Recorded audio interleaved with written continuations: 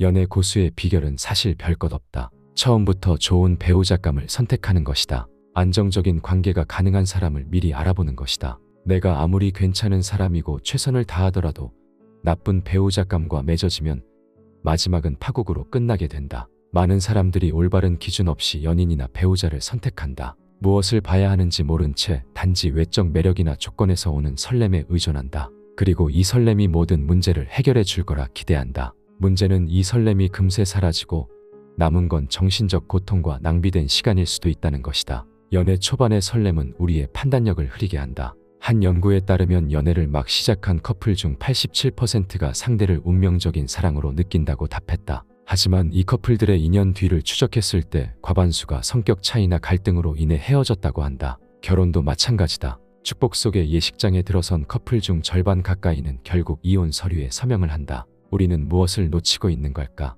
왜 이런 일이 벌어질까? 좋은 배우자감에 대한 안목이 부재하기 때문에 외적 매력도만으로 상대의 가치를 판단하기 때문이다. 누구나 연애 초반에는 자신을 가장 매력적으로 보이게 노력한다. 상대방도 마찬가지다. 상대가 보여주는 작은 배려나 따뜻한 말 한마디가 마치 나만을 위한 것처럼 느껴지고 이 사람과 함께라면 모든 것이 완벽할 것이라고 착각하게 된다. 하지만 이 시기에 간과하기 쉬운 사실이 있다. 초반의 모습은 관계의 지속성을 보장하지 않는다는 것이다. 관계의 성공 여부를 결정하는 것은 상대의 표면적인 모습이 아니라 내면에 숨겨진 태도와 본질이다. 바람을 피우거나 책임감이 부족한 사람 또는 헌신하지 않는 상대와의 관계는 상처와 스트레스만 남긴다. 진정으로 건강하고 안정된 관계를 원한다면 상대를 객관적으로 판단하는 것이 중요하다. 우리는 연애를 시작할 때 상대의 외모나 조건에 끌린다. 하지만 관계는 단순히 매력만으로 유지되지 않는다. 지속 가능한 관계는 두 사람의 화합 능력,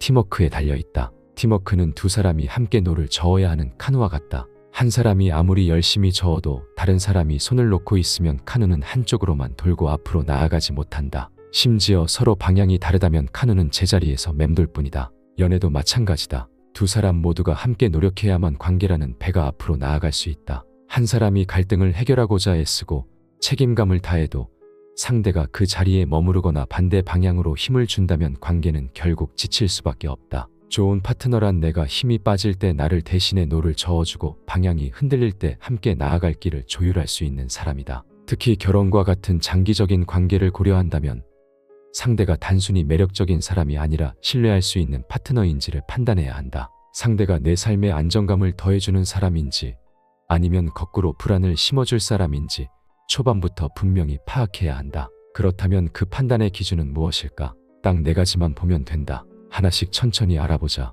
1. 갈등 해결 능력. 모든 관계에는 갈등이 따라온다. 이는 인간관계에서 피할 수 없는 현실이다. 아무리 서로를 사랑하고 이해하려 해도 충돌은 생기기 마련이다. 하지만 중요한 것은 갈등 자체가 아니라 그것을 어떻게 다루느냐다. 커플은 대부분 갈등 때문에 헤어지는 것이 아니라 갈등 해결 능력이 부족해서 헤어진다. 갈등을 대하는 태도는 그 사람의 성숙함과 신뢰도를 보여주는 바로미터다. 갈등은 단순한 불화가 아니라 관계의 성숙도를 시험하는 무대다. 사이가 좋을 때 잘 지내는 것보다 나쁠 때 잘 극복하는 것이 관계 지속에 있어 100배는 중요하다. 대화를 통해 갈등을 해결하려는 사람은 관계를 더 단단하게 만든다. 이런 사람은 상대의 입장을 이해하려 노력하고 자신의 잘못도 기꺼이 인정하며 갈등을 관계의 성장 기회로 삼는다. 반면 갈등을 회피하거나 화를 내며 상대를 탓하기만 하는 사람은 문제를 더 복잡하게 만든다. 연애 초반에는 큰 갈등이 생기지 않기 때문에 상대의 갈등 해결 능력을 알기 어렵다. 그렇다면 이 중요한 능력을 어떻게 미리 파악할 수 있을까? 먼저 상대의 과거 연애에서 있었던 갈등 경험을 물어보는 것도 좋은 방법이다. 예를 들어 전에 연애할 때 크게 다퉜던 적이 있어. 그땐 어떻게 풀었어? 같은 질문을 자연스럽게 던져보자. 상대가 그때는 서로 많이 싸웠지만 내가 먼저 연락해서 이건 우리 둘 다 놓치는 부분이 있었던 것 같아. 얘기 좀 해볼까라고 말했어. 결국 솔직히 얘기하면서 잘 풀었지라고 답한다면 그는 갈등을 대화와 이해를 통해 해결하려는 성숙한 사람인 것이다. 과거 연애사에 대해 물어보는 것은 불편할 수 있지만 한 번쯤은 꼭 확인해보자. 반면 싸우고 나서 그냥 차단했어. 상대가 먼저 연락할 때까지 기다렸어라거나 힘들어서 그냥 덮어버렸지라는 식으로 답한다면 그는 갈등을 직면하기보다는 회피하는 성향일 가능성이 크다. 이런 태도는 갈등 해결 능력의 부재를 나타낸다. 물론 이렇게 솔직하게 얘기하는 사람은 드물지만 자세히 관찰하면 분명 상대를 파악할 수 있다. 다른 예로 길을 가다 누가 너랑 부딪혔는데 사과를 안 하면 어떻게 할 거야? 라고 물어볼 수 있다. 상대가 일단 넘어가, 일부러 그런 게 아니라면 굳이 문제 삼고 싶지 않아, 혹은 내가 먼저 사과하면 되지라고 답한다면 그는 자존감과 감정을 조율할 줄 아는 사람인 것이다. 반면 짜증나서 쳐다봤어, 사과도 안 하고 그냥 가면 열받잖아라거나 주먹다짐 할 뻔했어라고 답한다면 그는 사소한 갈등에서도 과민 반응하는 사람일 가능성이 높다. 일상 속 여러 상황에 대한 질문은 상대의 갈등 대처 태도를 파악할 수 있는 좋은 힌트를 준다. 상대가 부모님과의 갈등을 어떻게 해결하는지 이야기를 들어보는 것도 좋은 방법이다. 예를 들어 부모님께서 너랑 다른 의견을 가지고 계셨을 때 어떻게 해결했어? 라고 물었을 때 상대가 처음엔 많이 서운했지만 나중에 내가 먼저 다가가서 대화를 시도했어, 서로의 입장을 이해하니 결국 풀리더라라고 답한다면 그는 대화와 타협을 통해 문제를 해결하는 성숙한 사람일 가능성이 높다. 반면 그냥 내 방식대로 했어, 어차피 말해봤자 소용없잖아라거나 시간이 지나면 부모님도 결국 내 뜻을 따라주시더라고와 같이 말한다면 그는 갈등을 피하거나 자신의 관점만 고집하는 사람일 가능성이 있다.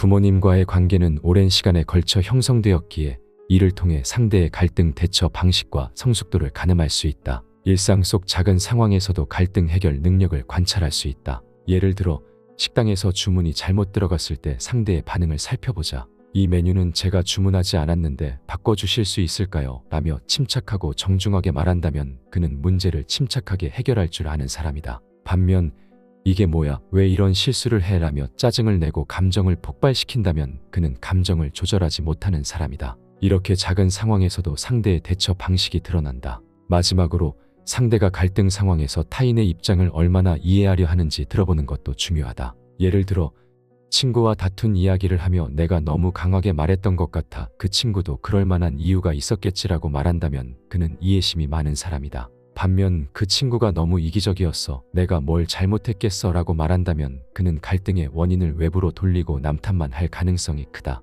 갈등 해결 능력은 단순히 문제를 넘기는 기술이 아니다. 그것은 관계의 안정성과 지속 가능성을 결정짓는 핵심 요소다. 연애 초반의 설렘은 갈등이 없는 이상적인 관계처럼 보이게 만들지만 실제로는 상대가 갈등을 어떻게 다루는지를 관찰해야만 그 사람의 진짜 모습을 알 수 있다. 사람의 진가는 위기 속에서 드러나는 법이다. 수영장에 물이 빠졌을 때 비로소 누가 벌거벗고 수영하고 있는지 알 수 있다. 당신이 진정으로 신뢰할 수 있는 파트너를 찾고 싶다면 설렘에만 기대지 말고 상대의 갈등 해결 능력을 세심히 관찰하라. 그것이 관계의 미래를 예측하는 가장 정확한 방법이다. 2. 책임감. 책임감은 관계라는 여정을 지탱하는 중심축이다. 이는 단순히 약속을 지키거나 시간을 잘 지키는 것을 넘어 공동의 목표를 위해 자신의 역할을 꾸준히 수행하는 태도를 의미한다. 책임감이 부족한 사람은 중요한 순간에 도망치거나 자신의 문제를 다른 사람에게 전가한다. 이는 신뢰를 약화시키고 파트너를 심리적으로 지치게 만든다. 책임감이란 단순히 무거운 일을 떠안는 것만을 의미하지 않는다. 그것은 자신의 선택과 행동에 대해 결과를 받아들이고 필요하다면 이를 개선하려는 태도까지 포함한다. 책임감 있는 사람은 자신의 실수를 인정하고 이를 해결하려는 의지를 보인다. 반면 책임감이 부족한 사람은 변명하거나 상황을 탓하며 자신의 잘못을 회피하려 한다. 그렇다면 연애 초기 단계에서 상대의 책임감을 어떻게 파악할 수 있을까? 연애 초반에는 상대의 책임감을 겉으로만 판단하기 쉽지만 사소한 행동 속에서 드러나는 단서를 놓치지 말아야 한다. 우선 약속을 대하는 태도로 책임감을 판단할 수 있다. 약속 시간에 늦었을 때 상대의 반응은 그 사람의 본성을 드러낸다. 미안, 늦었어, 다음엔 더 신경 쓸게라고 말하며 이유를 설명하고 개선하려는 태도를 보인다면 그는 책임감 있는 사람일 가능성이 높다. 반대로 어쩔 수 없었어, 내가 통제할 수 없는 일이었잖아라며 변명만 늘어놓거나 반복적으로 늦는다면 더 중요한 상황에서도 같은 태도를 보일 가능성이 100%다. 약속이라는 작은 행동에서도 책임감의 깊이가 드러난다. 하나를 보면 열을 알 수 있다. 경제관 및 자산관리 능력 역시 책임감을 살펴볼 수 있는 중요한 지표다. 돈을 어떻게 다루는지는 상대의 계획성과 성숙도를 들여다볼 수 있는 창이다. 예를 들어 상대가 난 월급의 일부는 저축하고 일부는 꾸준히 적립식 투자를 하고 있어라고 말한다면 그는 장기적인 재정관리 능력과 책임감을 가진 사람일 가능성이 높다. 반면에 월급 받으면 그냥 다 써, 그래서 모아둔 돈이 거의 없어, 혹은 도지코인에 전재산 몰빵 투자해놨어라는 말을 한다면 이는 충동적인 소비 습관과 낮은 책임감을 뜻할 수 있다. 투자나 저축은 어떻게 하고 있어? 와 같은 질문을 던져보자. 이는 단순히 돈 관리뿐만 아니라 상대의 장기적인 계획성을 엿볼 수 있는 효과적인 방법이다. 책임감은 일상 속 사소한 행동에서도 엿볼 수 있다. 예를 들어 상대가 정기적으로 해야 하는 운동이나 취미 활동에 대해 요즘 스케줄이 바빴지만 시간을 쪼개서라도 꼭 하려고 노력했어. 하고 나니 기분도 좋더라라고 말한다면 그는 자신에게 주어진 일에 성실히 임하며 책임감을 가진 사람일 가능성이 높다. 반대로 바빠서 그냥 안 했어. 나중에 해도 되잖아라거나 컨디션이 별로라 이번 주는 그냥 쉬었어라고 말한다면 그는 책임감을 가볍게 여기거나 우선순위에서 밀어내는 사람일 수 있다. 이러한 태도는 단순히 개인적인 일에서뿐만 아니라 관계에서도 유사한 방식으로 나타나게 된다. 상대가 자신의 약속과 역할에 얼마나 충실한지를 살피는 것은 그의 책임감을 파악하는 중요한 단서가 된다. 갈등 상황에서도 책임감은 확연히 드러난다. 책임감 있는 사람은 갈등이 생겼을 때 문제를 외면하지 않고 해결하려 노력한다.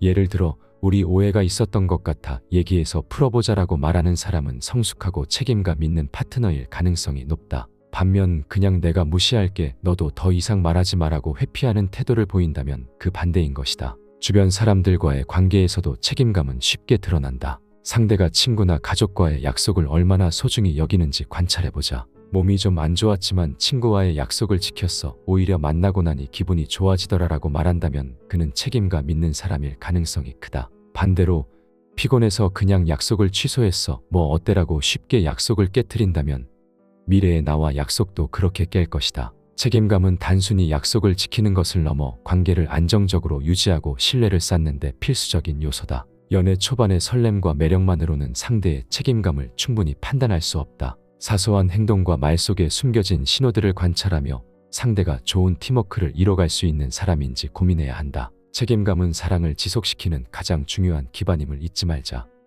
3. 정서적 안정감. 정서적 안정감은 관계라는 항해에서 닷새 역할을 한다. 이는 개인이 얼마나 관계를 성숙하게 유지할 수 있는지를 보여준다. 감정 기복이 심하거나 지나치게 의존적인 사람은 상대를 반드시 지치고 질리게 만든다. 매력적이면서 안정적인 파트너를 원한다면 반드시 정서적으로 안정된 사람을 선택해야 한다. 정서적 안정감은 단순히 화를 참거나 침착한 태도를 유지하는 것을 넘어 자신의 감정을 이해하고 조절할 수 있는 능력을 포함한다. 이는 자존감과 밀접하게 연결되어 있다. 자존감이 낮은 사람은 사소한 문제에도 쉽게 불안을 느끼고 과민하게 반응할 수 있다. 반면 자존감이 높은 사람은 자신에 대한 믿음이 자리 잡고 있기에 어려움이 생겨도 여유를 유지한다. 정서적 안정감을 파악하는 과정은 곧 그 사람의 자존감 수준을 확인하는 과정이기도 하다. 자존감에 대해 더 깊이 공부하고 싶다면 아래 댓글에 링크한 서영빈 서적을 참고하면 된다. 연애 초반에는 상대의 감정 조절 능력을 직접적으로 테스트하기 어렵다.